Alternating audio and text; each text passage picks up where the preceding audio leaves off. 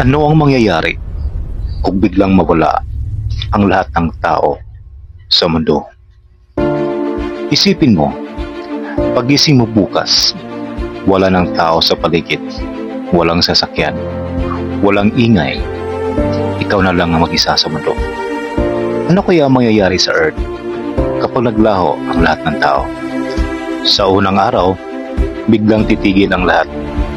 Wala na magtatrabaho, wala na magmamaneho, at unti-unting mawawala ang koneksyon sa buong mundo.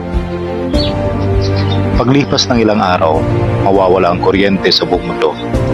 Wala na magmimintina ng mga power plant at isa-isang mamamatay ang mga syudad. Pagdaan ng mga buwan, babawiin ng kalikasan ang mundo. Ang mga kalsada ay matatakpan ng damo at ang mga hayop ay magsisimulang manirahan sa syudad.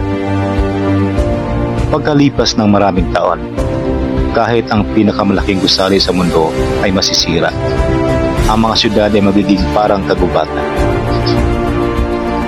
Pero habang nawawala ang tao, mas magiging buhay ang kalikasan. Liliwanag muli ang karagatan at babalik ang tunay na anyo ng mundo. Baka hindi ang Earth ang nangangailangan sa tao, kundi tayo mga tao ang nangangailangan sa Earth. Kung nagustuhan niyo po ang ating content ngayon, maaari po kayo mag-suggest ng ating susunod na gagawin. And please don't forget to share, like, and follow to all my social media accounts. Thank you so much for watching.